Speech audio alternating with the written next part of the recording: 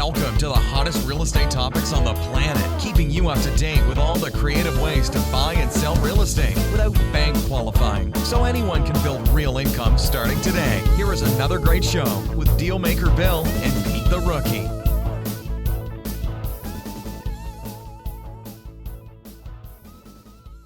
Uh-oh. Here we are. Another episode of Flipping Houses for Rookies. Good morning, Peter. It always worries me when you start it different, like with "uh-oh." Oh, now what? I think I better just sit back. Yeah. Now what? Episode number 332. 332. We're chugging along here, Peter. Chugging along. The name of today's episode is not 100% correct, but we're going to go with it. Yeah. Creative real estate secret shortcuts for gargantuan profits rapidly. You'll soon see that I created a checklist at the end of this podcast. It's really about retiring early, but we'll stick with this title. Okay? Yeah, well, Bill, for some of us, it's too late to retire early. Yeah. Early. Yeah, Pete, what are you, like 85 right now? 86. 86. Hey, Bill, you know what I am? I'm alive. There you go. That's spoken like a true old guy. I woke up this morning. Yeah, you go through Facebook, someone else died today, some famous person. Yeah, still alive. All right, here's the description. We hear inflation's up, economy's going to crash, mortgage interest rates are up, and expect to get into double digits soon. And you think, what if I buy a house and the market crashes, which is causing you to not hunt for deals?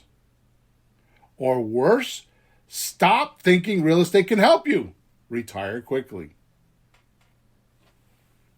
This exact podcast is designed to show you how to prevent the stomach butterflies and actually do deals within the next 30 days. So you can put a check into your pocket and for most, finally prove to everyone that doubted you that you did it. How would that feel? A big check to get out of debt, help kids, parents, the homeless, maybe afford a luxury vacation without guilt. Take some time off or fly somewhere you always wanted to go. What this podcast means to you is you'll have the ability to find and choose a deal that suits you and be able to close on it, which also means you won't get stuck with nightmare deals that could wipe you out later on without you even knowing about it before it happens. So here we go. Okay. No comments from Peter on that description. Uh-oh. Well, if I start commenting, I'll blow the whole podcast.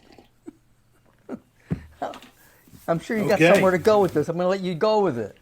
No, I get it. You're in a certain... One thing that I've learned, and I don't know if you learned it with me or earlier, is that when you're in different markets, they go up, they go down, they go sideways, they go good, they go bad.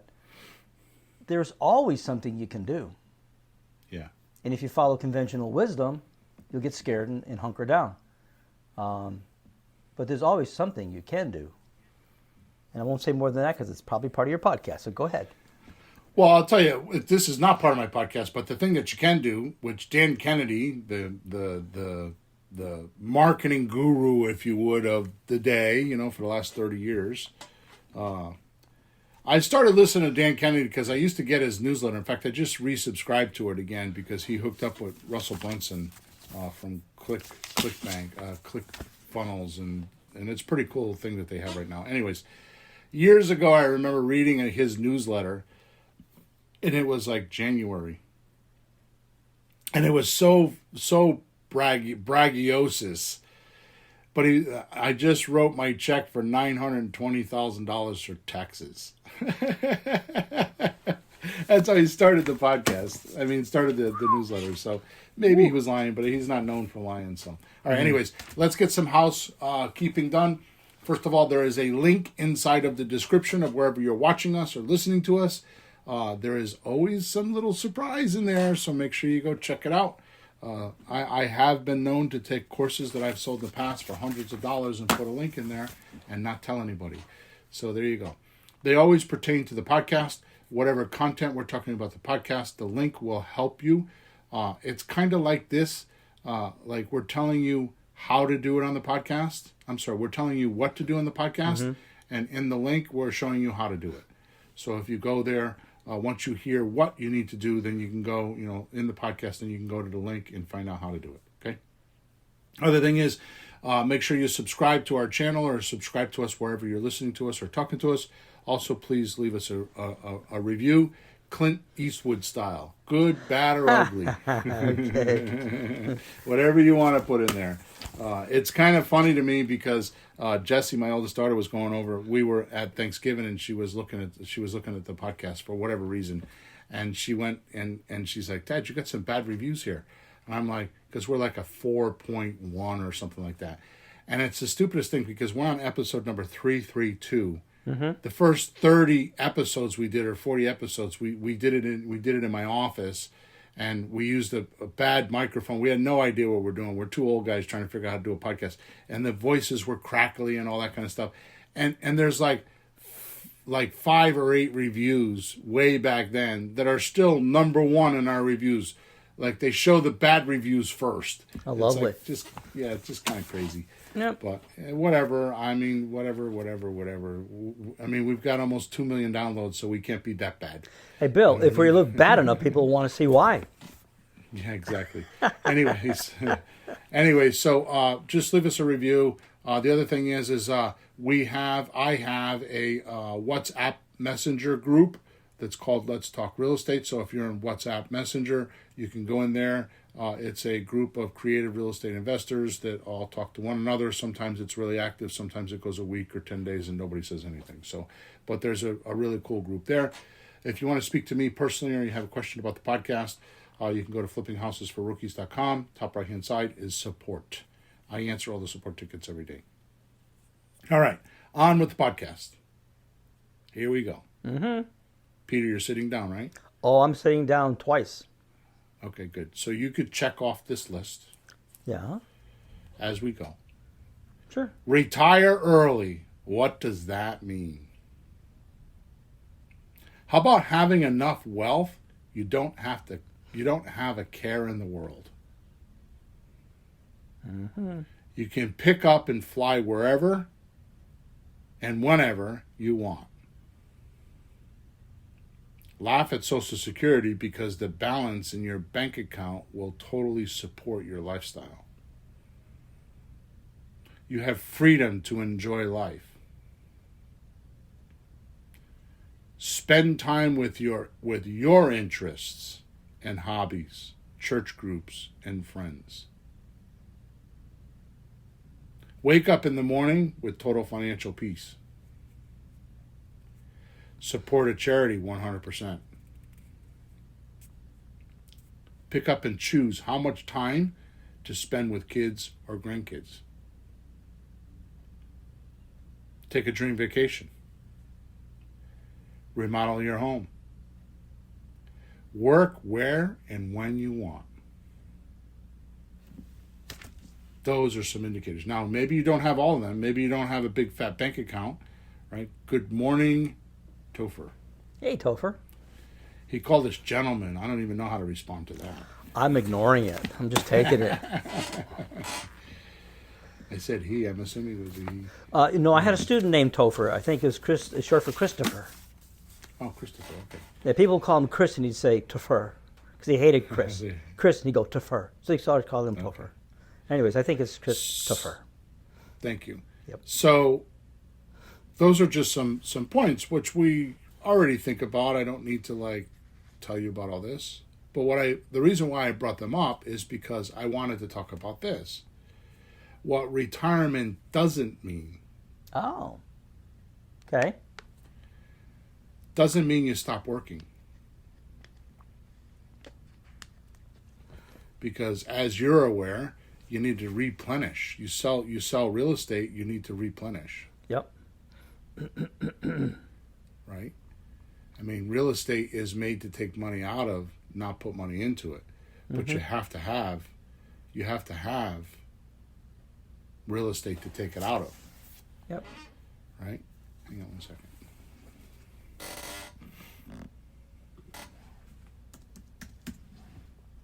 Yeah, some properties we hold on to for a while. Some we don't hold on to very long. Some can hold quite a while.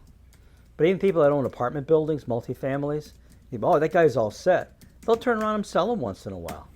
And we've even asked, like, why do they do that? They just move on. No reason. They just move on. They buy something else. So it moves. Exactly. All right, so you don't stop working. You just do it on your own terms.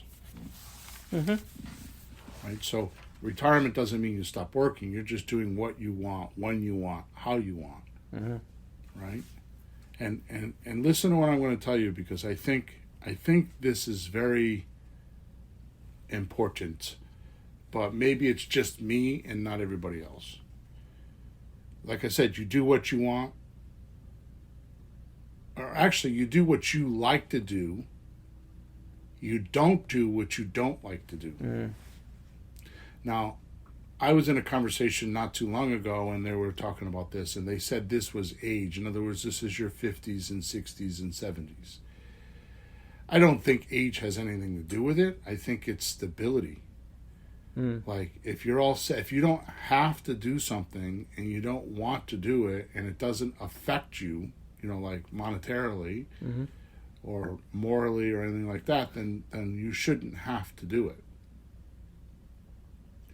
To me, I mean, I remember for a while my sister seemed to like be pretty wealthy, and I was like, damn, she's younger than me. She like, not that I was scoring it, but then I looked at, well, she worked for a corporation. Yep. And yeah, she's got a big fat IRA, but she's got restrictions. I mean, she still works. They have a boat, and she's got a boat, and she's got, but she's got restrictions, like they can't go on the boat till 6 o'clock at night, and some Saturdays they go, and it's like, because she works. Right.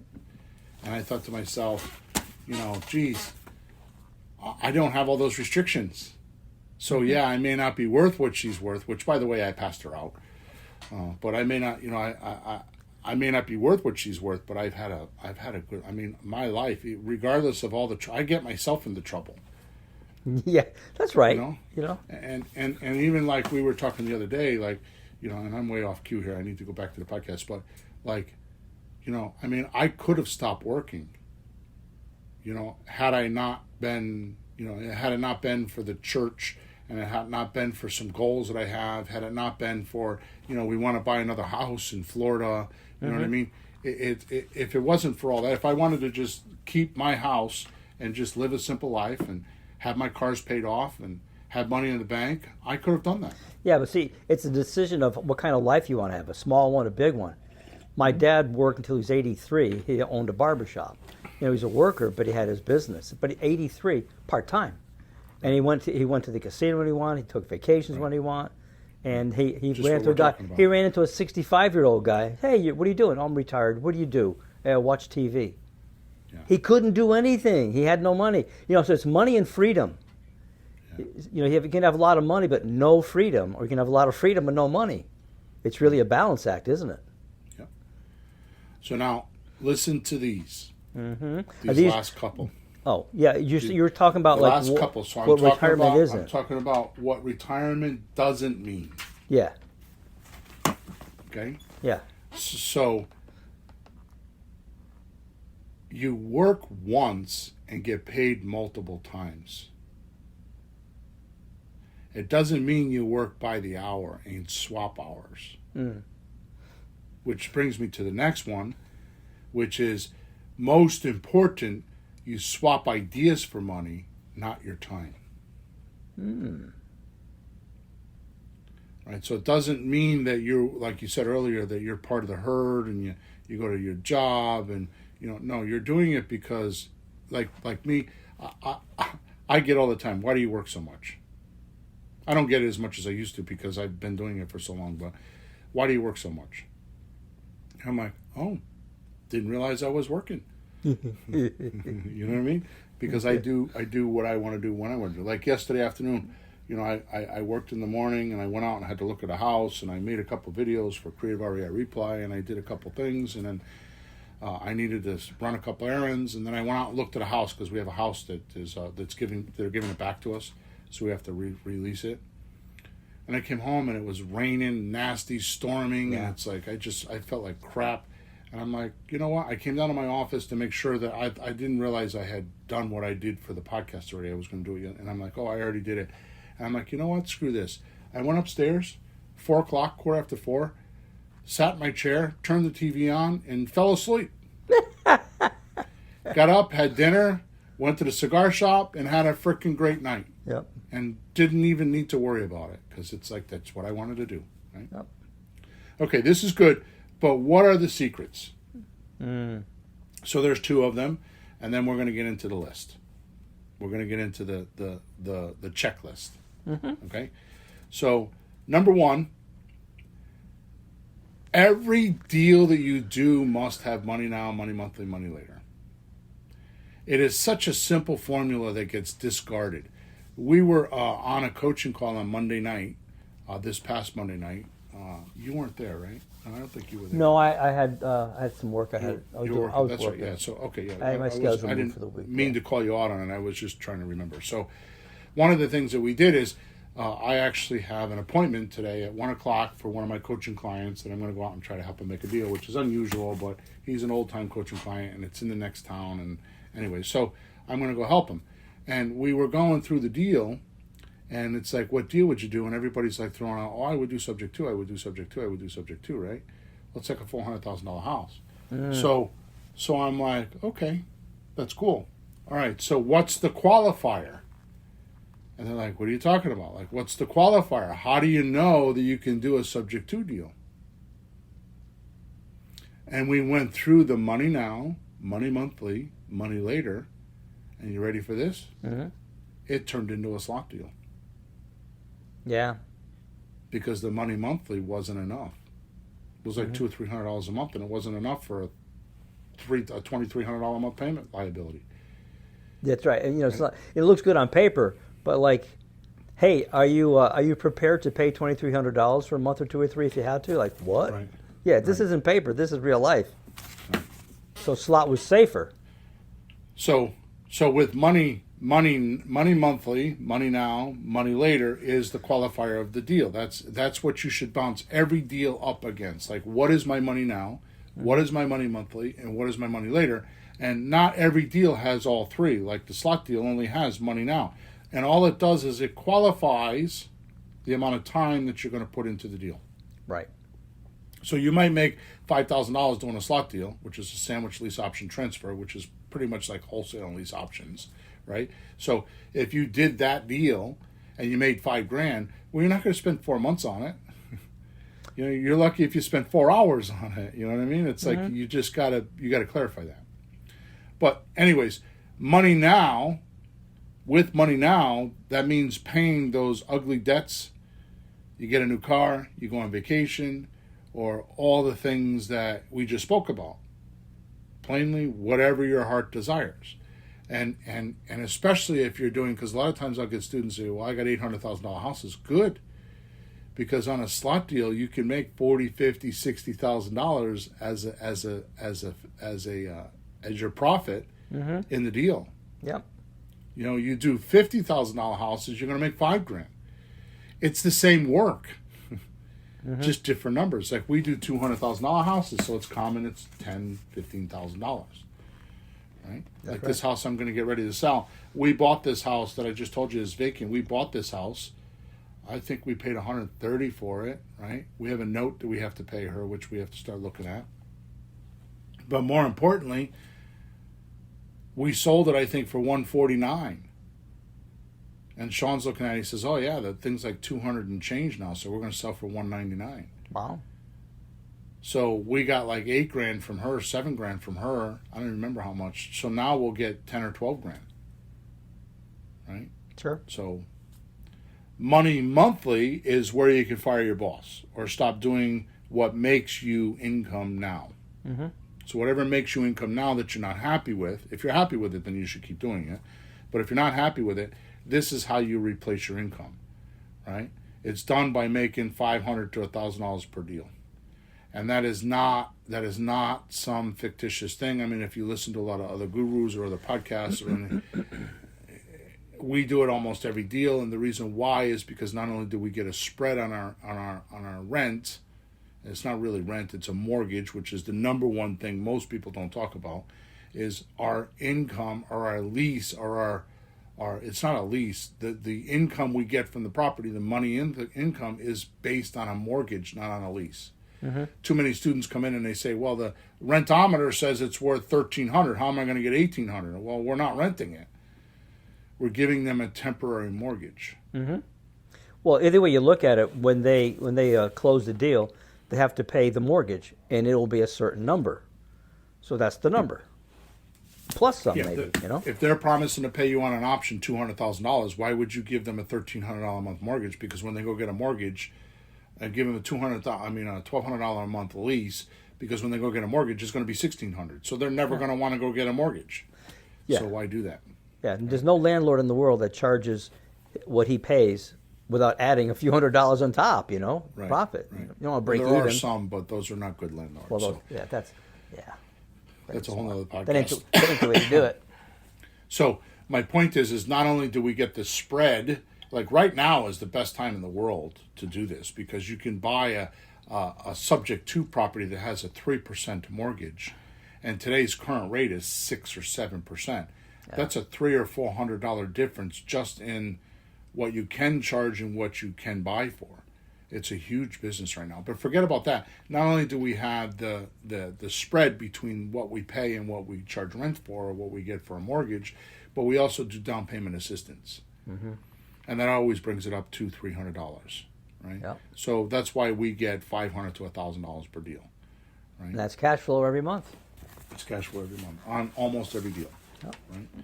And which then we talk about, which we'll talk about in a minute. This is the most obvious secret, and if you do what we're about ready to talk about,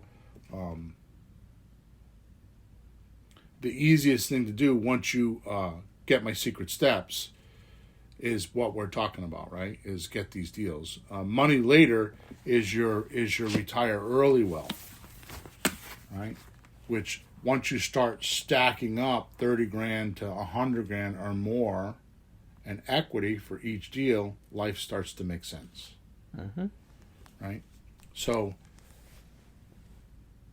that's number one secret. The second secret that I wanted to talk about is when you're trying to accomplish something challenging or difficult that you have never done before, you probably need to take the path of finding a who, not how to do it. Mm.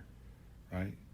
So what that means is you ask yourself, how do I get this task done? Right. Right? Instead of asking, how do I get this task done, you say, who can get this task done for me? Mm-hmm. And it's a little bit of a point there, because people think, well, I don't have any money, who am I going to pay? Mm-hmm. But I can tell you right now, I've been in the business for a long time, and commission is an amazing thing. Like, I've had people work for me and put their hours in and do their own stuff, and I pay them when we get a deal. I give them a percentage of the deal. Right. Like, you get me a deal, I'll get you $1,000. I'll give you a $1,000 commission. Mm-hmm.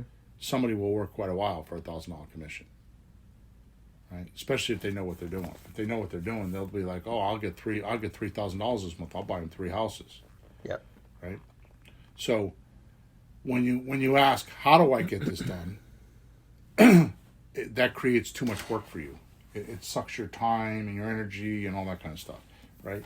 Too many rookies tell me this. I'm going to find a deal to pay for the course of the coaching, right? They're going to go learn how to do it, right? as if they know how to do it, and they don't, so they have to go learn.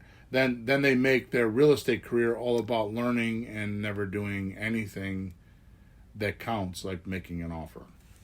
And I've talked to real estate investors that have been in the business for 5, 8 years and have made like 3 offers. You know what I mean? It's just not going to work.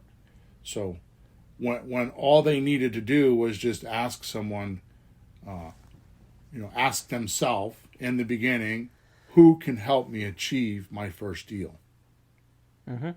Who? Right?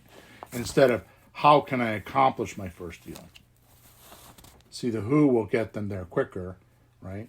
Which is, I mean, this is no secret. I read a book a long time ago called Who Not How by Dan Sullivan and Benjamin Hardy. Go read the book. I mean, it explains it. But the point is that too many distractions. Okay, So which, as I just pointed out, only has you engaged in the tasks. So the who only has you engaged in the task, simply out of habits, right? It's just a bunch of habits. In the future, it just gives you failed purposes or incorrect results, right? Yeah. When you don't know what you're doing, you waste a lot of time doing the wrong things or wondering what to do. And there's a lot of waste there. Yeah. So I don't understand this question from JR.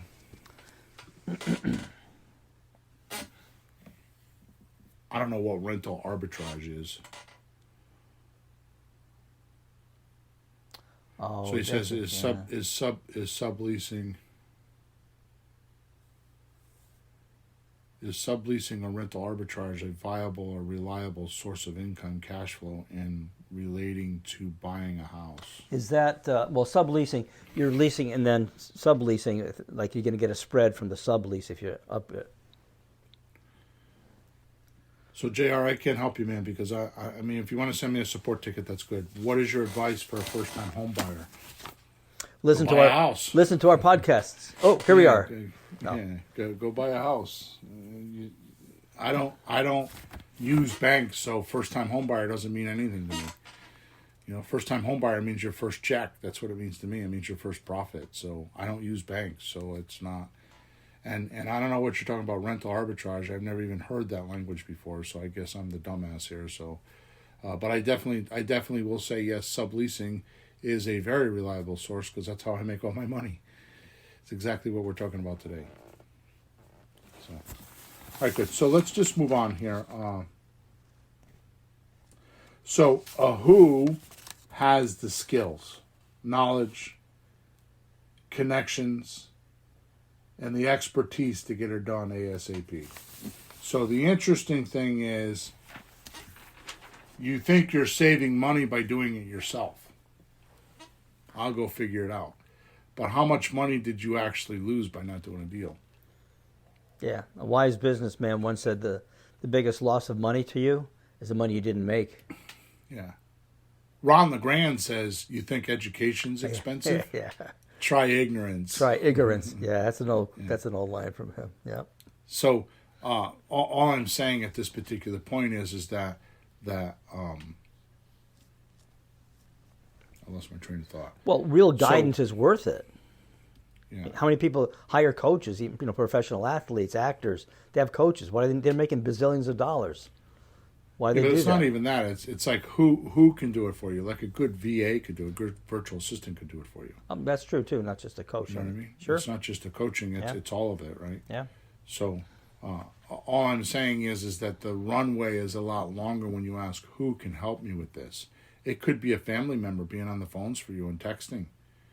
It could be you could tell your 15-year-old kid, like, I'll give you $250 if you find me a deal. Mm-hmm. I'll buy you a car. There's so many different ways to do it. I mean, you're going to buy him a car anyway, so you just got to be clever. Mm-hmm. Right. So, but I can't resist saying this because it is 100%, 1,000% true in my mind. It's the exact reason why we created Creative REI Replay. Creative REI Replay is our version of a who. Yeah. Right? So in other words, we give you leads, right? Creative real estate, a creative real estate calculator, right? We give you all the paperwork. We have push button document generation and even a system that sells quickly. So like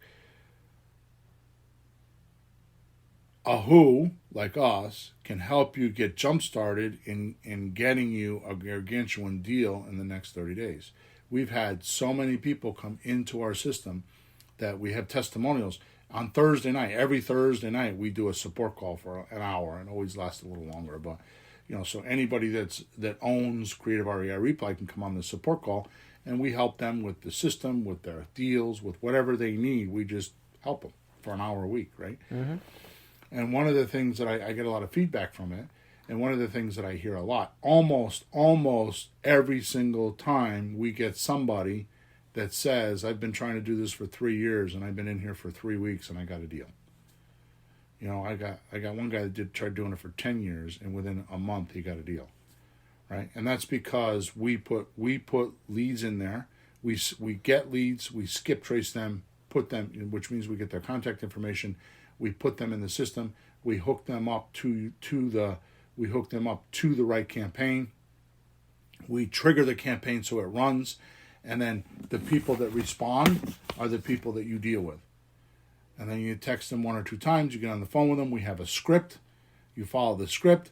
The script gets you the 5 or 6 numbers that you need. You hit calculate. It opens up a creative real estate calculator that Sean and I made. And it shows you all of my 7 deals. It shows you which deal is good or bad based on a red, yellow, or green light.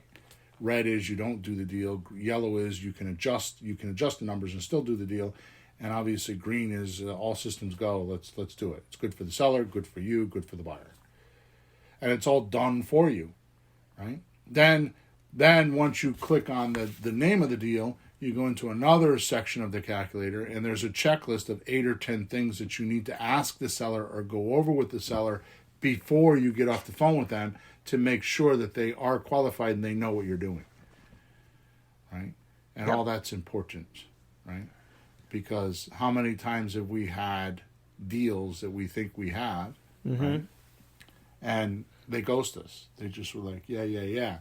Well, if you go through the checklist, it actually tells you whether the customer's real or not, because they can't say yes to all these things and then just it's just kind of hard. Yeah. And then when you get all done, you hit save, and then the save sends you to a memorandum, and it prints the document for you, and you just send it to the customer. Yeah, that checklist is really smart, because when we're talking to somebody about something, if they say kind of yes, you don't want to pester them too much and ask too many questions. They might say no. But if you don't find out, it turns out to be no anyways. You might as well ask and make it definitive, or just not, and just move on. Right. So that's why I say Creative REI Reply is our version of a who. Never thought of it that way, but it totally is. Yeah. Right? So like I said, a who like us can jumpstart your career. I mean, it could take you from doing no deals to doing deals. In fact, I'm in the middle of doing some testing or trying to do some testing. I haven't really done a good job of it. I've only worked on it 1 day this week, but I'm doing some testing as if I have my own account. You and I have an account, and I'm just treating it like it's just a brand new account. Mm-hmm. And I have leads going in there, and I'm personally going to hire a virtual assistant for an hour a day at $6 an hour, and have the VA go in and do the texting and make the phone calls. So now I'm hoping that once I get her trained here in a few weeks, or him, whoever it is, all I need to do is go in and see what offers the VA made, and I start picking and choosing which ones I want. Right? Now, that's a little bit of a pipe dream right now, but by the end of the year, I expect to have it figured out. Yeah. Right? And then I'm going to put all that training right into Creative REI Replay to show you how to do it. Right? And the end of the year is only 30 days away, folks. It's not like January.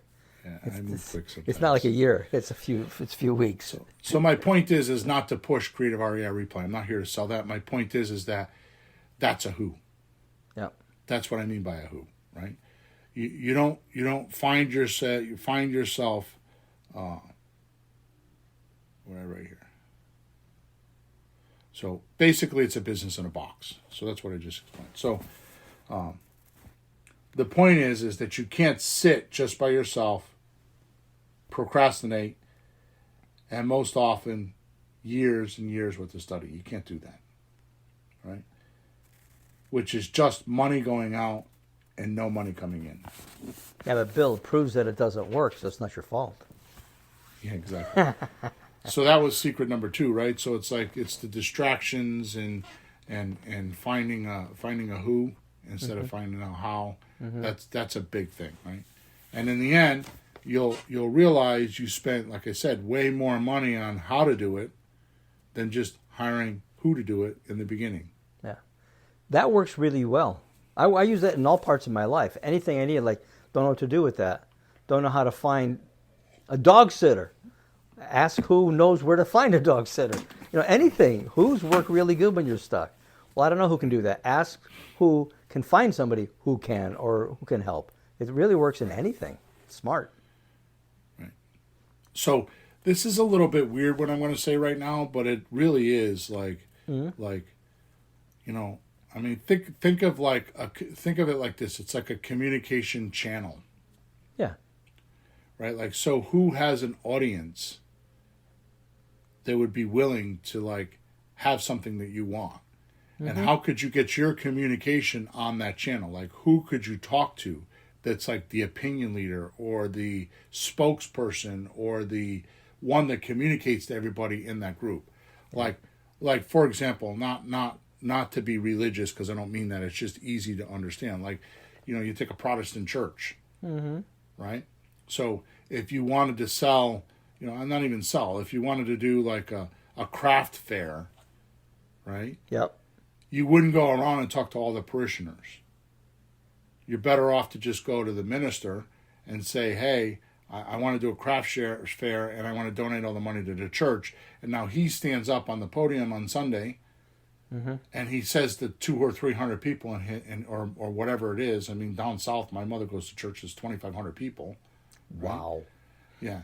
You stand up on the podium and they say, oh, by the way, and there you go. You stand in the back of the room and everybody comes to you. Right. You know what else happens? The minister says, by the way, talk to Mrs. Foley, because she's the one who organizes all this and has all the people in the chairs and the tables, and she'll help you do it, because he's not doing it. That's what my point is that he'll you give get you the on person. that communication channel and he sends them to you. Like, you're the person doing the craft fair, so you stand in the back of the church and they all come to you and like, oh, I can donate this, or I can do that, or I can help on Friday, or I can bake brownies, or, you know, the point is that's what you want to do. So when we're talking about a who, and we're spending way too much time on this, but when you're talking about a who, that's what you should envision. Yeah. Is that person that has the key to the communication or the know-how to do it. And I will tell you this. So many people want to hire a mentor, somebody like me, to show them how they want to be coached and all that kind of stuff. If you find the right who, just watch them work and you'll learn. I can't tell you how many times I've done that. I've hired employees that know how to do something, and I'm like, holy shit, I didn't know you could do that. And they just did it. They're like doing that thing because I hired a talented person, and now they're working for me, and I'm watching them, and I'm like, oh my God. And I learn from them. Yep. Because they're doing something I didn't know how to do. Right. So obviously, we're talking about creative REI reply and spending money, and people think I'm trying to sell them something, and we've already had 4 or 5 people drop off or whatever. I can see the number up here, you know, like people think I'm selling. So I can't just do that. Although I'm not trying to sell you anything. I could care less whether you go in there. We have a thriving business already, and whatever, if you join or not, it doesn't matter to me. It matters to you, though. If you do one deal, it'll matter to you. But because of who I am, I can't do just one side of it and think that you're selling me something. So let's do the manual side of it for those that don't want to get this important message that I'm giving you on finding a who, and they still want to do the how, because I'm going to tell you there's a lot of people listening to us right now that may not get that. They have barriers in their own mind, like usually money. How am I going to pay them? That's usually the first barrier, which, like I said, if you find the right, or they don't know how to find someone, right? They don't know how to find a who. I'm going to give you a quick story, all right? So we're formulating creative REI replay. And I have this idea as a calculator, which you know about because I've talked to you about it forever. Yep. Right? Yep. So David, who is one of our partners, who owns REI Replay, he's one of our partners, and we're trying to develop this calculator, and he says he's got this developer, right? And we talked to the developer, and it was way expensive, and he wanted 3 times the amount of time we were expecting to do. If we went with him, it was 2 or 3 times, well, probably 4 times the amount of money that we paid, and we would have been into 2023 with development. Months. Yep. So Sean, being as clever as he is, goes onto a website called Upwork. Now, Upwork is a place where you can hire people for just about anything. Fiverr's another one, but Fiverr's a little bit less of a grade. Upwork is like, we found this developer that was absolutely incredible. He was a lot less money, and he did the project in like 2 weeks. 3 weeks, actually. We're still, in fact, it's gotten to a point now where we just retain him, and he's like on our payroll because he's done that. But that was finding a who. We found a who. This guy has solved some problems for us. We had no idea how to solve them, and him and his brother worked together. And then we needed somebody that, do some AWS stuff, which is, for hosting and all that kind of stuff. He knew somebody, so we hired that guy. You see what I'm saying? Yeah. We just hired the right who, and all of a sudden it got done. Like within a month, it was all done, and it was a lot less money than we had even anticipated doing, right? So it's very important. Anyways, so like I said, it could be a lot cheaper. I've spent half the podcast on this because it's so important. So what I'm going to do right now is I'm going to ramble off the checklist of things you should do. And then, like I said to you in the description, is how to do them. So I'm going to tell you what to do right now. And then in the description, it's going to be how to do it. Okay. Okay, so you just go in there and everything's there, right? But remember, it is the incorrect way to gargantuan profits quickly. Because it's knowing how to do it. It's not getting a who. So just realize that. Okay, I'm going to tell you because we have a lot of people out there that are stuck on money and feel like $100 is a lot of money or $1,000 is a lot of money. And I'm not trying to be disrespectful to $1,000 because it is a lot of money. But here's the difference between what I'm talking about and those people. It's called scarcity. We're going to actually talk about this in our next podcast. But scarcity is one of a couple things. Number one, you're afraid that you can't get it back. Scarcity is if I give up $1,000, I won't get more than $1,000 back. Yep. You're not confident in yourself that you can get it back or you can make it, which is number two. You don't feel like you could make it. You don't have enough confidence in yourself to be able to make it. So scarcity is a huge issue for a lot of people, right? All right, number one in the checklist. Here we go. Figure out your best real estate farm market and type of deal structure you can do with the available resources you have now. So we've talked about this many times. I'm not going to rant on about this, but I'm going to tell you right now, your backyard is not your best place all the time. That's one of the biggest barriers I'm finding now, which I never thought of before, Peter, is that people, such as yourself, as a matter of fact, you want to do deals in your backyard, but it's not a good turf. It's not a good place. The market, the emerging market from Dave Lindahl's book about emerging markets is not in the right cycle. Right? It's not in the right cycle. I mean, Dave Lindahl talks about in his book, Emerging Markets, buyer phase 1, buyer phase 2, seller phase 1, seller phase 2, right? And it's not in the right cycle, right? The market's either depressed or it's overpopulated, or like lately it's just that it's overinflated. We are actually now, we have been in seller stage 1 for about 2 years. And now it's switching to seller stage 2, which means that seller stage 1 is they're overinflated prices. You put them on the market, they sell in 2 or 3 days, Yep. and it's hard to make an offer on them because there's just so many buyers and not enough sellers, right? But it's transitioning now. It's transitioning now because in seller market phase 2, what happens is the prices get overinflated, and people stop, for whatever reason, people stop buying, and so we're transitioning into that. But like me, I went to Akron, Ohio. It's not like that. It's still seller phase 1 there. I'm sorry, it's seller phase 2 ahead. So there's properties to be bought. Right? Mm-hmm. So I know I just confused a whole lot of people with what I just said, but go read the book. It's Dave Lindahl. It's Emerging Markets. It's a great book. Okay, but the point is that you could pick your area. And that's one of the great things about Creative RE. I Reply, or any software like it, not even my software, but is you can do virtual deals now. It's not as hard as you think, right? So picking your farm market is very important. Does that make sense? Yeah, I can explain it different, like a rookie way. When the market's really hot, it's too late. It's too late. You got out of bed way too late. It's too hot. It's over. You got to get it when it's not so hot. Then you can buy stuff.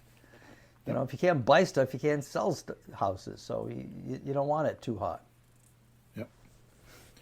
Well, a hot market is something that you can sell within 30 days. Mm-hmm. A cold market is one that takes over 90 days. Mm-hmm. So the perfect market is somewhere in between there. Yeah. Right? Because I was telling my coaching clients the other day is they've not experienced, as a matter of fact, I spoke to my ex-partner yesterday, and we were actually talking about this, is, in 2009, he says, I went through that in 2009. I'm like, I was there with you, and he doesn't say anything. He forget. He's 83 years old. He forgot that I was with him, and I did all the work, he in his head, he did everything, you know what I mean? Mm-hmm. So the point is that the trouble we had in 2009 was finding tenant buyers. Right? So we were doing we'll give you 1 month's free rent, we'll give you $3,000, all this kind of weird stuff we were doing. We were giving them money to move in. Weird. Right? Yep. All right, number 2 on the checklist. Go find those motivated sellers and ask them, what would have to happen for me to buy your house today? Or what's needed and wanted? Step number 3, make a script that gets price, payment, duration, or the term of the deal, and down payment if they ask. Or get my proven script and practice it until you're good at it, which is the link in the description. Mm-hmm. Okay? I mean, this is simplicity. It's like, just do this. Just do this and it will happen. Don't complicate it. Don't go study. Don't go watch a video. Don't be perfected at it. I think last podcast in 331, I talked about my engineer buddy, right? Mm-hmm. Remember we talked about my engineer buddy was like do one. Like he had 16 windows in his house that needed trim. And his brother-in-law said he can do it. So he said to his brother-in-law, come over here, I'll pay you double your regular fee to just do one. Just do one window. And then he says his point is number 1, he can see how hard or how easy the window is to do. Yep. And number 2, he can watch him work to see what it's going to be like. Is there going to be like sawdust all over the house, or is it going to be neat? All that kind of stuff. So he's like, I'll just pay you one. You just come do one, and I'll pay you double. Right? And then he can make a better decision. So each one of these steps, you just need to do it once. Just go do it once so you can get used to it. Just do it once, and don't try to reinvent the wheel. Just do it once. Yeah. Right? Number 4, once you have some agreements in place with the seller on the phone, on price, payment, duration, deposit if they ask for it, then you send them a memorandum. The memorandum is a non-legal binding contract. It's not legal at all. Some of them are. I've made mine so it isn't. Why do we have them sign a memorandum? Because they're showing their interest. Right? Yeah, some commitment. So one of the things that we don't talk enough about is the difference between interest and desire. Mm-hmm. Right? So desire is, I wish I can do that. Like, for example, with a coaching client, yeah, I wish I could make a $30,000 check. Everybody that's listening to us right now is in desire. I wish I could do that. Mm-hmm. Interest is, I'm going to actually do something about it. So when you're talking about you talking to your seller, what you do is you give them things to do and you test them. Like, do they wish they can sell the house and they're just sitting back and wanting you to do all the work? Or are they actually interested and they're willing to participate? Yeah. So what I do in my transactions is I monitor who's doing all the work. Like, I'll give you an example. The appointment that I'm going to today, Sunday night, I was watching TV. It was like, I don't know, 6 or 7 o'clock on Sunday night. Mm-hmm. And this seller called me twice. I didn't know who it was. My phone was in the other room. Called me twice. Yep. Monday morning, it was my student's guy that I talked to him. And he's all of a sudden coming up to Connecticut and he wanted to talk to me. He came from Virginia just to talk to me. Okay? So I'm going to meet him at 1 o'clock. He called me 3 times. So he called me twice on Sunday, 3 times Monday morning. And I was in appointments all day Monday. Like, so who's doing all the work there? He's coming from Virginia to visit me because he wants to put a deal together. Yeah, that's a big one. Right? So who's doing all the work in the deal? Is it the seller doing the work or is it you? And that's a gauge. Because if you're doing all the work, and that's what I call begging. Yeah, it's like you chasing. Can't be doing it's all like the chasing the girl. Yeah. That doesn't work out so hard. They'll run. And my saying is that the harder or the faster you chase the seller, the faster they run. Yep. Right? So don't chase them. Mm-hmm. Right? Number 5, go into the deal meeting mode because you have a memorandum. So the memorandum proves that they're in interest and they're willing to do something. Mm-hmm. It also triggers the deal meeting. And the deal meeting is time to do all your due diligence on the property. Up until this point, all the due diligence has been on your seller. You're testing the seller's willingness and their motivation and what they're going to do, what they're not going to do, all that kind of stuff. Mm-hmm. Right? Up until now. Now that you have the memorandum signed and you're sort of convinced that they're going to go through with the deal and they're not going to change their mind, and I mean that's very possible, but it's once they sign the document, it's a mental state that they sign something so they feel like they have a deal. Yep. Right? It's a mental state. Now you're going to go do your due diligence on the property. Now you're going to go figure out, is it a good neighborhood? You're going to see if the house is dysfunctional, meaning that it's got, it's a 10,000 square foot house and it's got 1 bedroom and 1 bathroom. Or you got to walk through a bedroom to get to a bathroom, or you got to walk through a bedroom to get to another bedroom, or there's bedrooms that don't have closets. That's all dysfunctional stuff, right? Yep. Or is the house worth whatever you promised to pay, or is it too little or too much? And you're going to do all that in a deal meeting, right? Not only are you going to do that in the deal meeting, but you're going to once you do your discovery in the deal meeting and you figure out that you want to do it, that's when you're going to do all your paperwork and you're going to do your closing. You're going to prepare for the closing, right? Yeah. Am I going too fast or talking too much? No, I think it's okay because if anyone's listened to a few podcasts, this should be a bit familiar as you put the pieces together. It should be fine. So once you get all that prepared, you get your due diligence done. And so many people are worried about because they wrote an offer, they have to. It's like the 10 Commandments. It's written in stone. It's going to be around for 2,000 years. You know what I mean? And it's like they're stuck with it. No, offers change all the time. You make an offer on the phone. You never seen the house. You go out and look at the house, and you're like, oh, the house is red. I don't like red houses, so I'm only going to offer you this much money. Mm-hmm. You can change your offers because you're not in a legal binding contract. Even if you are in a legal binding contract, there's a lot of weasel clauses in them, like purchase sales contracts and all that kind of stuff. Sure. So, until you go to the lawyer's office, you sit down, you sign the last line, and money changes. People have purchase and sales contracts, and it ends. Right. So now you move on to step 6, which is get documents signed, acquire the property, right? And there's a big note here. If you're nervous about pricing dropping or did not negotiate enough equity in your deal,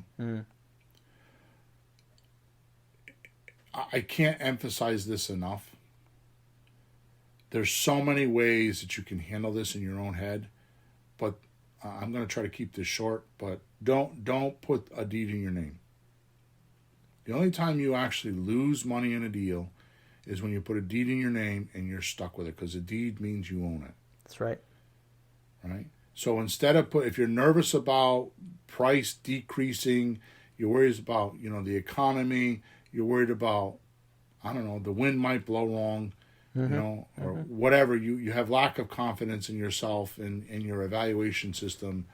You're just a nervous person to begin with. Just don't put a deed in your name. So just do lease options or do things like land contracts, right?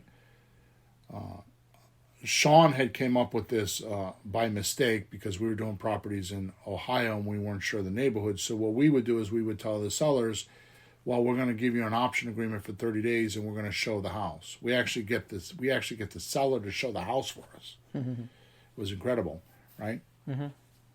Now we have a 30-day option. We go market the house to buyers and we find out what the buyers actually want to do. Then we make our offer.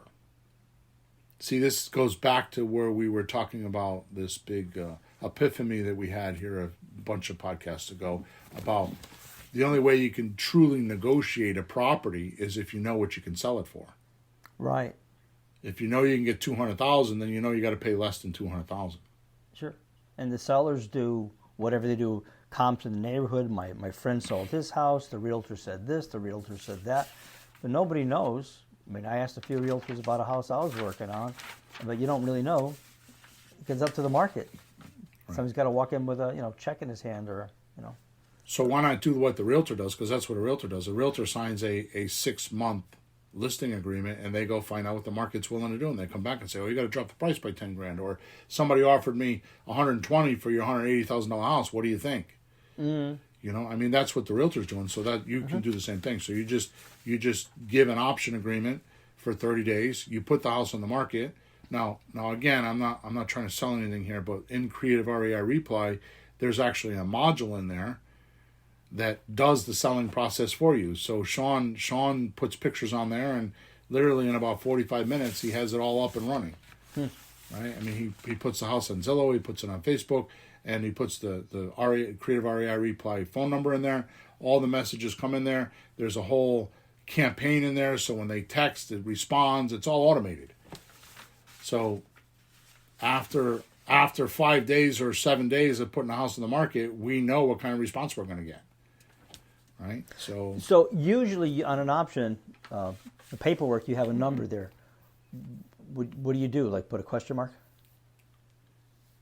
Just on the paperwork. I mean, how do you do that? You don't have a number in mind, right? Do you know what I'm asking? No, I'm confused. Well, when you give somebody an option, you're talking about the price. Yeah, the price. So when you do the option, so you just put their price there.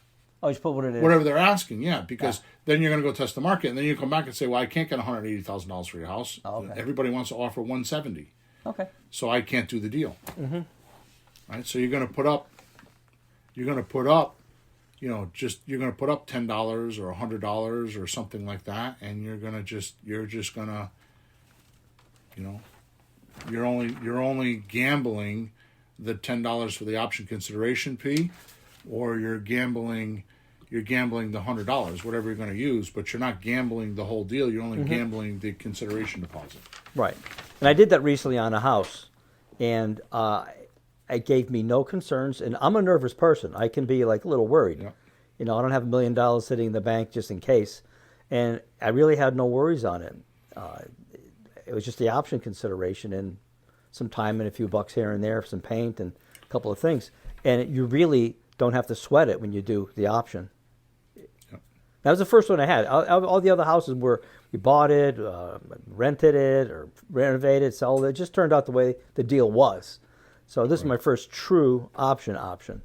And it really is worry-free in that sense. Like, doesn't work, or give it back. It's much easier to negotiate with your seller when you know what the buyer's willing to pay. Yep. So just bring it to the market first and find out what they can pay. Yep. All right, so we need to move on because we're at 59 minutes, and I still have 1.5 more pages of notes, and we're only on number 6, and we need to get to number 12. I said 15 earlier. It's 12 steps. All right, so also I just want to remind everybody that the link that's in the chat, I show you, because one of the objections about listening to us right now is, what do I use for paperwork? I actually show you how you can hire a lawyer in your backyard for $25 to help you with the paperwork. Yep. Okay, it's not going to be my paperwork that's like ironclad, but it'll get you a deal or two so you can get some money. Okay, so once you acquire the property, now you're going to prepare the property to sell. Right, which again, I'm not trying to convince you to do this, but in Creative REI Reply, there's checklists for all this stuff. You want to prepare your property, there's a checklist on how to prepare the property, right? So you're going to advertise it on number 8. You're going to advertise it on Zillow or Facebook. Although Facebook hasn't been very nice lately, because when we advertise a house, they shut our account down on Marketplace. So I'm not too sure about that. But Zillow rental section is where you go. There's supposed to be a way to register. I've just briefly seen. Next time I have to deal with that, I'll look harder. There's supposed to be a way to register yourself or the property so it's like legit up front before you put it there. If it works, I don't know, but that's the one leg forward that I have on that. So you have to check into it. They're being fussy on purpose. What do you mean you want to sell houses? Why do you want to sell houses? Scam. Right. Misinformation. No, it's a house, please. Yep. People need to live somewhere. Come on.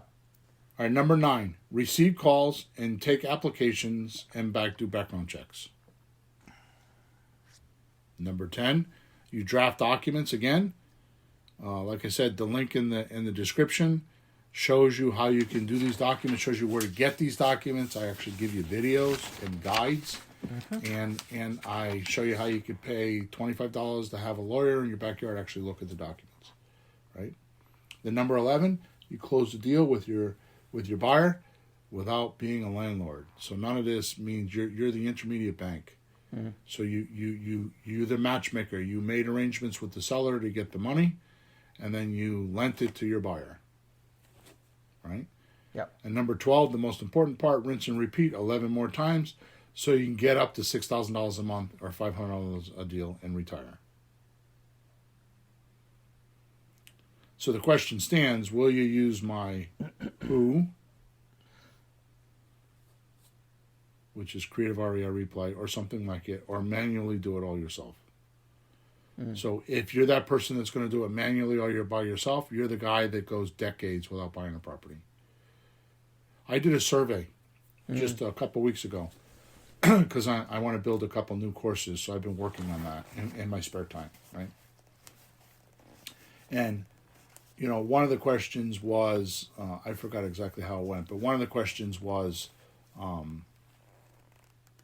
much do you think it cost you by not doing real estate? Whoa. And the number one answer was, and I'm talking about dozens and dozens and dozens of surveys, the number one answer was millions. Most of the time it was capital, full capital. The letters were capitalized. Millions, exclamation point. Well, that's what I said before. The biggest loss of money is the money you don't make. But unless you ask somebody that question like you did and make people look at it, it's painful. Like, oh, look at all the money I wasted not making. Right. And then when you do one deal, you're like, oh, that wasn't that hard. How come I waited so long? Yeah. You know what I mean? Yeah. So which means 12 deals a month could be done in the next 12 months if you're hiring a who, or if you're looking for a who instead of a how. In the next 12 months you could probably retire if you really hustled. Yeah. Right. So I also put the Creative REI Replay link in the description. I think I did. I have to go look and make sure of that. We did a webinar. You can go watch it for free on how it all works. And I put the checklist in the description so you can go through the slow, painful process if you want to do that yourself. The checklist we were just talking about. So only decision you need to make now is how fast do you want to make money in creative real estate. Both ways cost you, but one will give you a deal right away and the other one will take years. So there you go. All right, Peter. As I have said 1,000 times or more, there's a link in the description, so go ahead and click on it if you want extra help. That's the Stay After School for Extra Help program. No, what you said before was really a revelation to me. Maybe a year or two ago when I first bumped into it with you, people tell you all the time what to do. Like, you have to learn how to be patient, or you should, you read a book, here's what to do. But like, wait a minute, how do I do that? That feeling you get, like, what am I missing? It's different. How is different than what? You know, here's what you do. Yeah, I know what to do, but I mean, that's like messing with me and computers. I can do a lot of things, but then I like, this one I don't know how. And it's just, I don't know how. And, you know, you and other people look at me, well, that's what you do. I know what to do. I don't. So you have to find that part out too. And you have to, it's two separate things. Yeah. It's separate things. It's the details. You pick up the guitar and you go like this. No, there's a lot of details in that. Or, you know, houses, anything, driving a car. How? And there's a lot of pieces to it because it's like, you know, you could just have never seen it before and have no clue what it looks like. And so you won't absorb any information, you know? Mm-hmm. Or it could be like you're too steep of a gradient, like you're at kindergarten and they're trying to teach you like 11th grade math. Yeah. Right? You know, like somebody like me could easily do that. You know, you come into a podcast and we're like, in your first podcast with us and we're talking about all this advanced stuff and you're like, what is he talking about? Right? Or it could just be that you don't understand something. Like there's some word, like the most common misunderstood word we have in creative real estate is the word option. Yep. I have other gurus that I talk to and it just irritates the crap out of me because it's like, yeah, you got plenty of options. Oh, you know, the option you should choose is this, or how about this option? And it's like, no, you can't do that in creative real estate. You know, you should replace the word with choices. How about this choice or that choice? Because option has multiple definitions, right? So the word option in creative real estate has a specific definition, and it's not like an option is the ability to control the property. It's a document. It's a legal description. It's not like, oh, you have an option, like you have a choice or you have a... Right. See, a lot of words have many meanings, but then you get meanings that are specific to a field or a subject or a business. It means something different. You know, the other one is subject to. That's a big misunderstood. Well, it does. Well, that's short for something longer. You know, it's slang. It's slang. Yeah. It's slang for subject to the existing mortgage, but they don't always say the other part of it. Yeah, that's what I mean. It's like so short you don't get the whole thing. No, the word I like that's all misunderstood. Terms. Yeah, terms. There's two big different meanings. One is the parts of a contract, like all the conditions. You have to do this, you have to do that. And the simple one is how long. Right. Congress is in session for another term. It means a certain amount of time. Right. And it's two different meanings, same word. And then forget the rest of the definitions in the dictionary. But that's two big ones. And you think you've heard it, and you don't ask, and you get lost. That easy. Which one is it? It has, you know, so keep your phone handy, keep a dictionary handy, and look them up, boys and girls. All right, good. So let's bug out of here because we're at 8 minutes after the hour. So thank you for listening to us today. Thank you for all your support. Go to WhatsApp Messenger, find Let's Talk Real Estate, get in the group, and let's chat about some things. If you have any specific questions that you need technical help with, you can go to Flipping Houses for Rookies, top right-hand side, hit the support button. It'll send a ticket right to me. Make sure you click on the link in the description because there's a lot of goodies in there this time. And next podcast, which is podcast number 333, right? Yes. Should be. Is called Common Rookie Creative Real Estate Ignorance Tax Stops Retiring Early Profits. Very interesting podcast. So make sure you listen to that. Okay? Over and out, guys. Thank you for your support again, and I hope to hear from you soon. Thanks for tuning in to the hottest real estate topics on the planet with Bill and Pete. If you want to continue learning how to buy and sell real estate without money or credit, head over to flippinghouses.club for some cutting-edge real estate wealth tools. Or contact us at info@flippinghouses.club.